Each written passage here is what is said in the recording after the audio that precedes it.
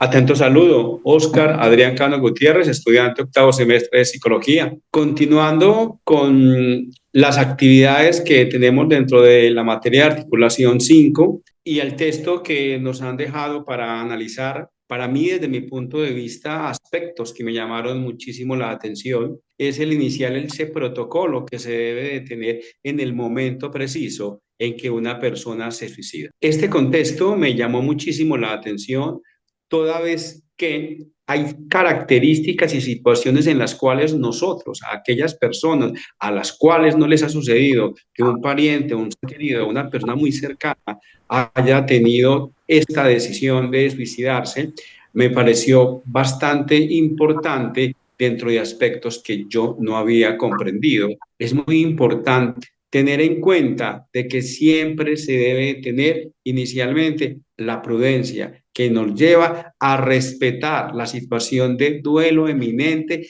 que hay en el momento, sino la situación de que se está viviendo en el instante, que se está viviendo en el momento. Una situación de respeto y de saber escuchar y primeramente esperar que sea el otro o la otra quien nos pida y nos identifique a nosotros como esos organismos que estamos de protocolo y de atención en lo que corresponde al suicidio. A mí me llamó bastante la atención en torno al protocolo, cómo el profesional de la salud mental tiene que interactuar como en un escenario donde hay varios protagonistas y hay varios elementos humanos.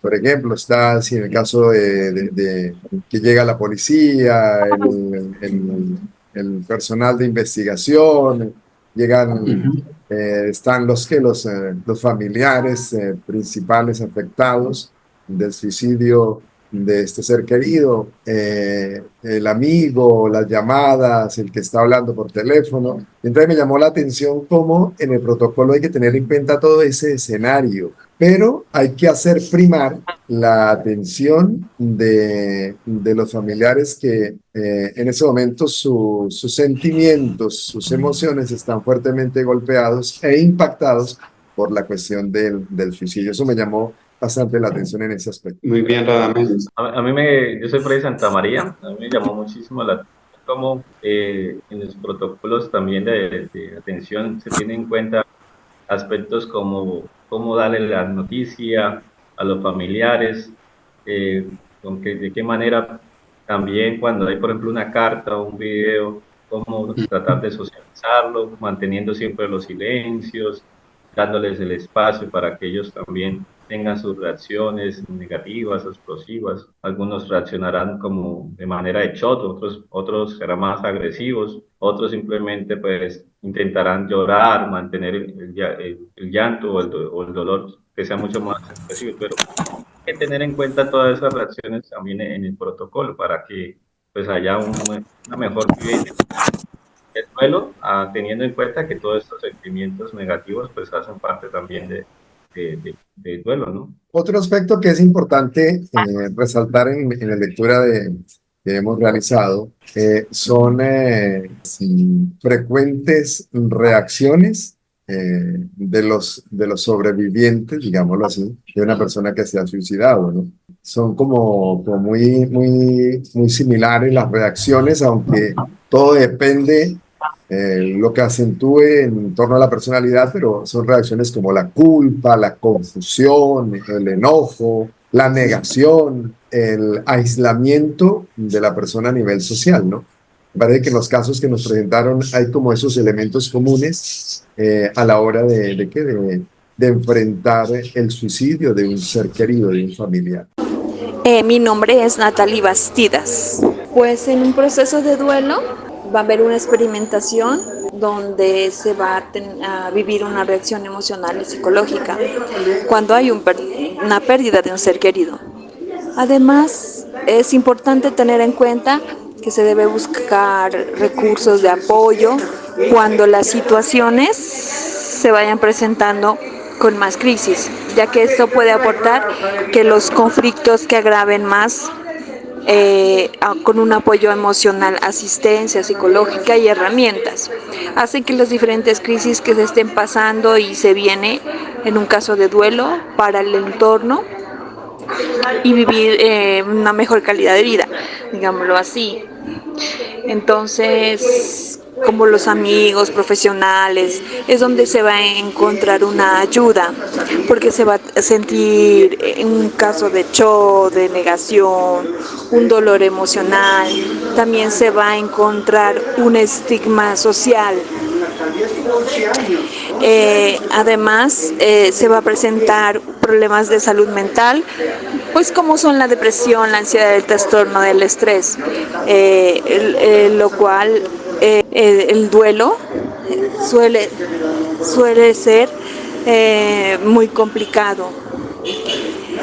Además, el suicidio de una persona deja heridas muy grandes para los sobrevivientes que quedan y se necesita una ayuda en esta crisis. De pronto, recalcarlo, ¿no? Hay como sentimientos recurrentes en las personas dolientes, personas que están viviendo el duelo, que son la culpa, la rabia, la vergüenza, todos estos no tienen que ir como encaminados hacia el perdón, hacia la reconciliación. Por ejemplo, en el caso de Mónica, que ella se reconcilió pues a través de un sueño, pero la idea es cómo ir sanando esa herida, ¿no? Como hablaba el autor, no es curar como si fuera una enfermedad, sino ir sanando desde dentro, sabiendo y siendo consciente que la cicatriz siempre va a quedar ahí, ¿no? Y lo Sí, otro es la forma como los adolescentes asumen el elemento del suicidio, ¿no? La posición ante el suicidio, que es de una manera diferenciada en torno a las personas adultas, y es lógico, ¿no? La edad juega un papel importante, la experiencia de la vida ante las diferentes situaciones, y el adolescente trata de pronto de callar, ¿no? Pero si se le puede ayudar de forma terapéutica, puede también expresar lo que ha sentido en el momento o que sentirá después, ¿no? sí, completamente de acuerdo con ustedes, compañeros. Y también algo a mí que me impactó en la lectura, la situación de duelo queda por toda la vida y a veces hay una preocupación mayor y persistente por quien falleció y no por quienes quedaron vivos. Esa reconstrucción de vida está toda la vida, pero el duelo igualmente está toda la vida frente a esos seres que quedamos vivos en el momento en que uno de nuestros allegados o cercanos ha realizado un suicidio. Yo hay un aspecto que resalto también, es que a veces uno cree que la vivencia del duelo es como una serie de etapas, ¿no?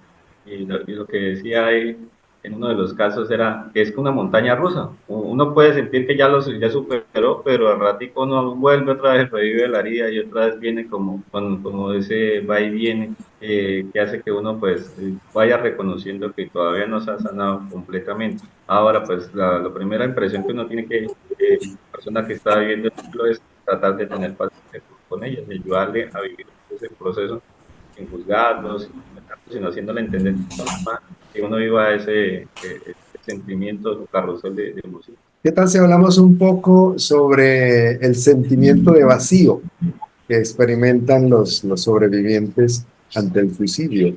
¿Qué les llamó la atención, por ejemplo, de manera particular ante ese elemento, esa sensación de vacío? De vacío se siente de que, pues en la sensación de vacío se siente como que esa culpa, ¿no? Esa culpa, esos sentimientos que uno a veces no entiende, como lo decían algunas lecturas, ¿no? Uno ya se siente como que se le escapa el mundo, como que le falta tantas cosas ante el entorno, por lo que está sucediendo, y como hay diferentes crisis que dan. Aunque sí, Natalia, lo que dices, pues también pues muy acorde, pero complementaría yo desde mi punto de vista analítico en la lectura, es que esa sensación de vacío queda absolutamente para todos los miembros allegados a ese ser querido que se suicidó. Porque es que esa situación de vacío es una ausencia y la ausencia está de por vida, como lo decíamos anteriormente, casi que acaba con la misma muerte de aquellas personas que presenciamos o que vivimos ese momento del suicidio del ser querido. Yo creo que también es una forma de poner de manifiesto que una historia que se venía construyendo con un protagonista se tiene que seguir construyendo, pero ya hay un ausente permanente. Entonces la sensación de vacío está en que la historia continúa de los que sobrevivieron, de los vivos, pero se sigue construyendo con un ausente en todos los escenarios, porque van a ver los recuerdos, los sentimientos, las emociones, lo que está ligado como interactuación con ese ser que ya no está físicamente, pero que está a través del pensamiento, el recuerdo y las emociones que se activan. Además que cuando se crea un vínculo con una persona, pues uno proyecta la vida con esa persona. Entonces cuando ya la persona no, pues uno dice, bueno, por ejemplo en el caso de Mónica, ¿y ahora cómo voy a hacer para levantar a mis hijos? ¿Ahora cómo voy a hacer para tener estabilidad? Entonces uno se siente como impotente, frustrado, porque no está esa persona al lado. Y eso es lo que la gente a veces manifiesta en palabras, ¿no? El dolor, ¿y ahora qué voy a hacer? Yo no puedo vivir mi vida sin él.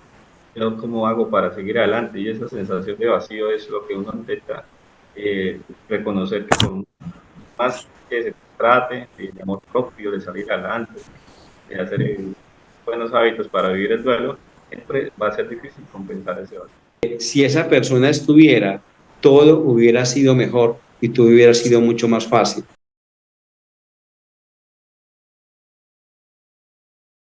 Para mí, una conclusión es de que un duelo realmente no se supera mientras que sigamos nosotros vivos, porque esa situación de ausencia nos va a llevar a un malestar y ese malestar nos puede generar una situación de trauma. También como conclusión a mí me llamó la atención lo que antes se nos había dicho en otra parte del libro, lo de tener importante, muy, muy presente lo de curarse y sanarse, ¿no? En el duelo, ante el suicidio, es muy bueno y muy importante trabajar el aspecto del sanarse, porque tiene que pasar por aceptación, tiene que saber que hay aspectos que no se van a terminar, sino que se van a aprender a manejar dentro de la historia de los que quedaron vivos.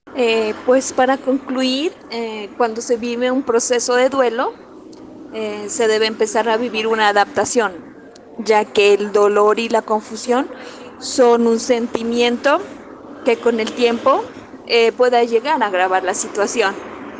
Pero el permitirse expresar sus emociones, donde no hay que ser juzgados y comprensivos, ayuda a proporcionar que el ser amado se lo recuerde por quién fue. Y además mirar el legado, donde se encuentre paz en medio del dolor.